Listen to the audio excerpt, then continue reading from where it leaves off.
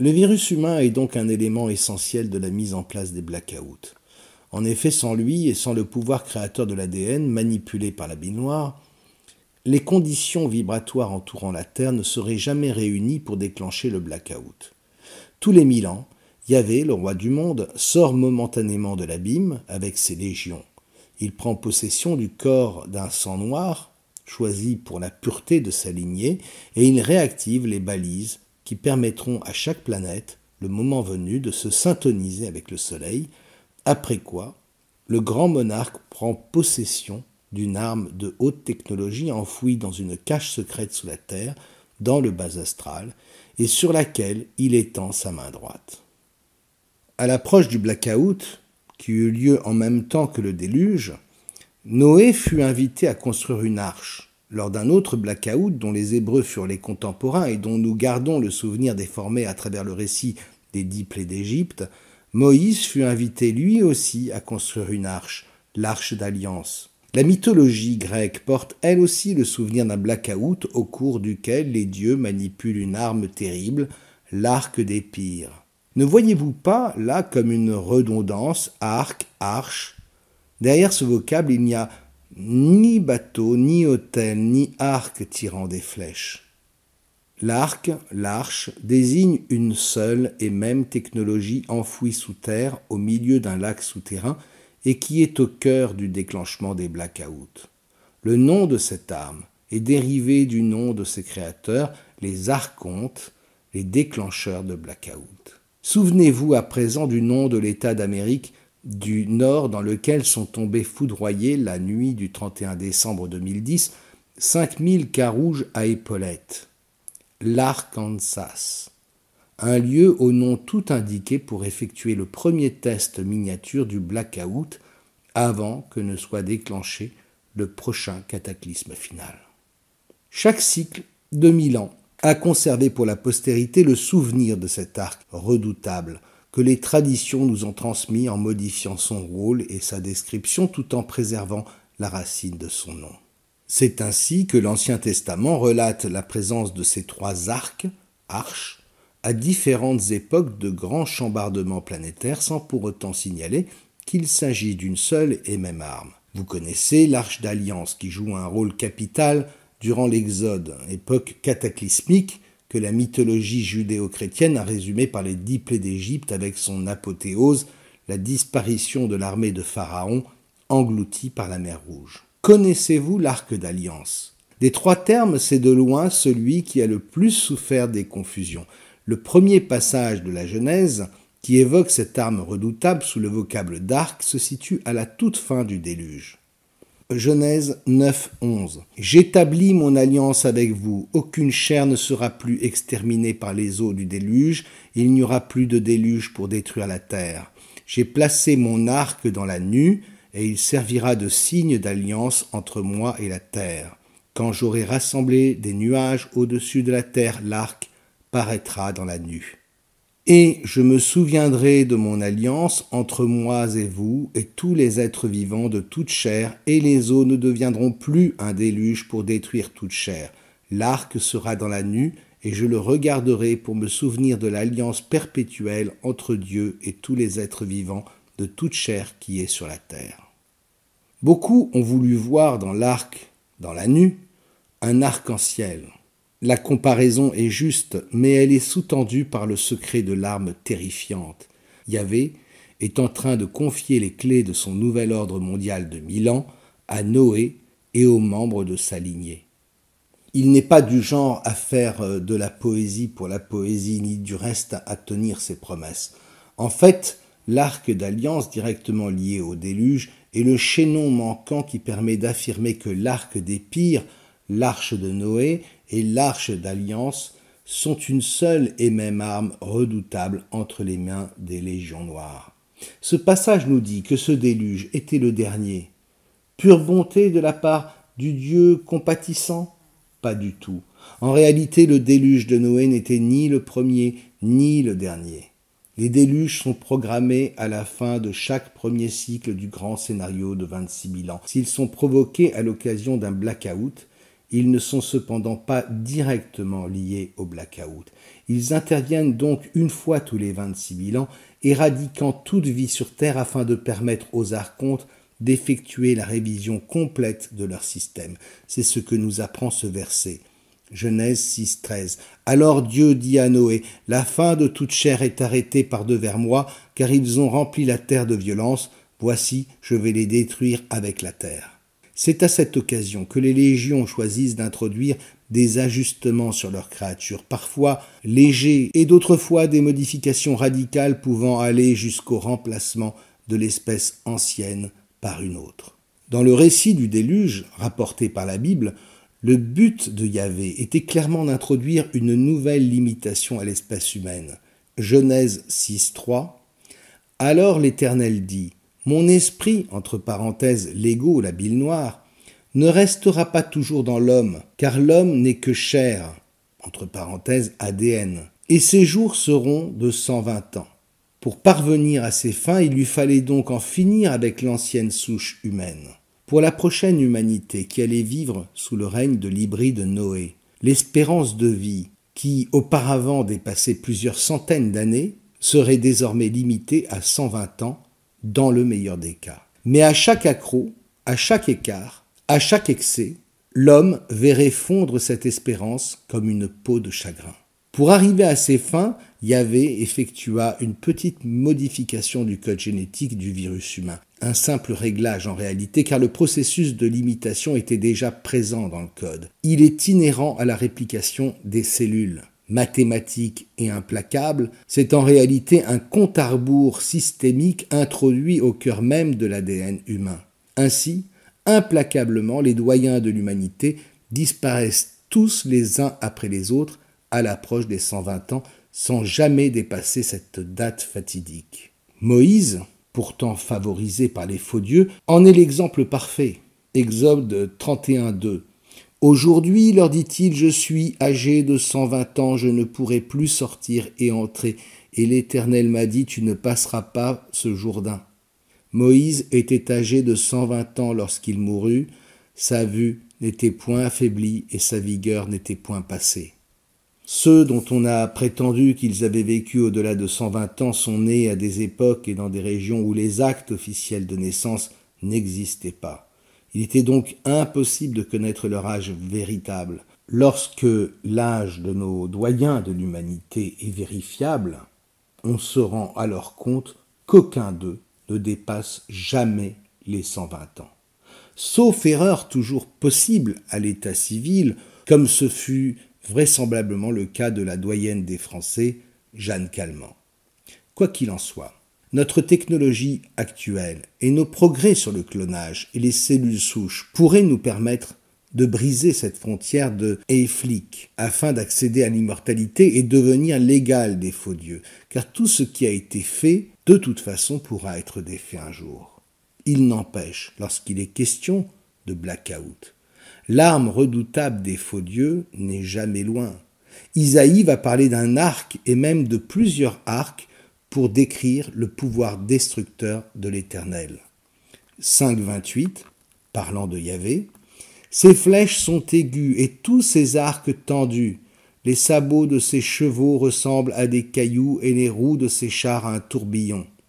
En ce jour, il y aura près de lui un mugissement, comme celui d'une tempête sur mer. En regardant la terre, on ne verra que ténèbres, avec des alternatives d'angoisse et d'espérance. Au ciel, l'obscurité régnera. » 5.28, parlant de Yahvé. « Ses flèches sont aiguës, et tous ses arcs tendus. Les sabots de ses chevaux ressemblent à des cailloux, et les roues de ses chars à un tourbillon. En ce jour, il y aura près de lui un mugissement, comme celui d'une tempête sur mer. En regardant la terre, on ne verra que ténèbres, avec des alternatives d'angoisse et d'espérance.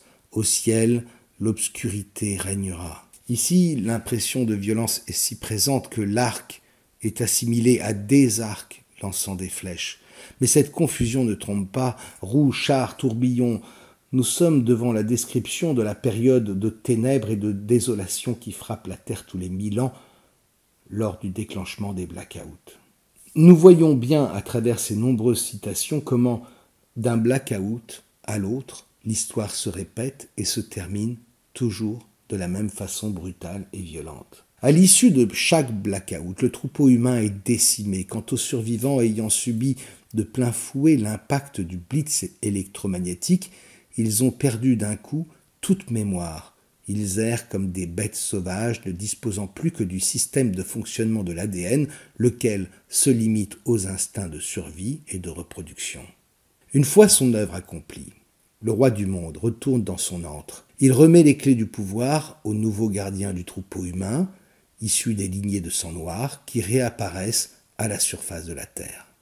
À eux, la charge de bâtir une nouvelle civilisation, un nouvel ordre mondial de 1000 ans, et de remettre en lieu sûr la machine infernale qui, le moment venu, générera le prochain blackout.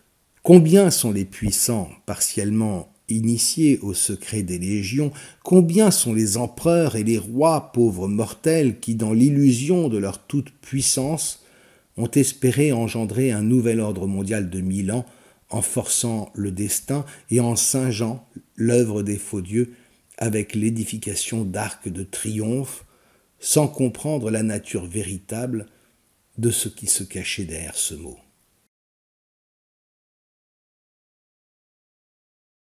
Les blackouts résultent de la combinaison de 3 phénomènes. Le premier facteur a des répercussions cataclysmiques directes, tremblements de terre, raz-de-marée, glissements de terrain, affaissement de territoires entiers.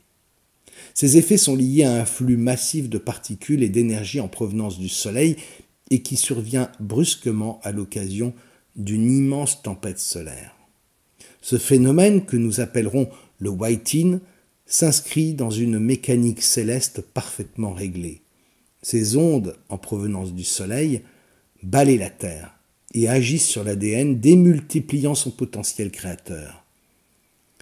Parasité par l'ego, ce potentiel se met alors au service des faux dieux pour abaisser au maximum le taux vibratoire de la Terre. Sous la pression, notre troisième sphère de densité se compacterait contre le haut et le bas astral, adoptant alors les mêmes lois qui régissent ces 2 zones de la matrice artificielle. Le second facteur consiste en la mise en action dans le système solaire d'un maillage d'ondes artificielles utilisant la Lune et d'autres corps célestes pour contrecarrer ce flux solaire et libérer la pression qui s'exerce sur les terres. L'objectif de ce bain d'ondes n'est pas d'annuler les effets dévastateurs provoqués sur Terre par le whiting. Son but est de maintenir le système solaire dans la matrice artificielle. À ce canevas énergétique qui enserre les planètes viennent s'ajouter sur Terre les énergies humaines collectées lors de grands rassemblements collectifs de prière ou de méditation ou lors de grandes manifestations populaires. Le virus humain répond en effet spontanément aux sollicitations directes ou indirectes des gardiens du troupeau. Cela fait partie intégrante de sa programmation. Ainsi, selon les circonstances, un même individu lambda répondra présent à l'appel des bons sentiments et se joindra à une prière de masse pour sauver une cause perdue, tandis qu'un peu plus tard, dans le cadre d'un autre conditionnement, on le verra répondre avec la même conviction à l'appel de la haine et de la guerre. Dans les 2 cas, toute cette énergie sera indifféremment canalisée et récupérée par la monade via différents égrégores. L'individu n'aura jamais idée du rôle qu'il tient. Il ne saura jamais qu'il alimente la grille énergétique indispensable au bon déroulement de l'agenda des faux dieux. C'est en effet ce bouclier énergétique qui contribue à maintenir la Terre dans sa densité vibratoire la plus basse en faisant obstacle à l'intensification du rayonnement christique en provenance du Soleil. Aux yeux des créateurs, l'humanité sous le contrôle de la bille noire n'est jamais qu'un robot biologique interchangeable et manipulable à souhait, nécessaire pour maintenir en équilibre le chaos permanent de la matrice artificielle.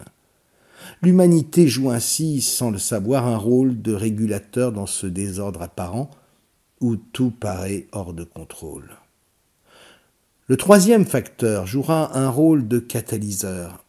intensifiant ou diminuant les effets des deux premiers. Selon les cycles, il s'agira du passage d'une comète ou tout simplement d'un alignement planétaire ou encore d'une éclipse lunaire. Par 8 fois, au cours du grand scénario de 26 000 ans, l'astre noir en orbite aux confins du système solaire fait son retour dans le système intérieur.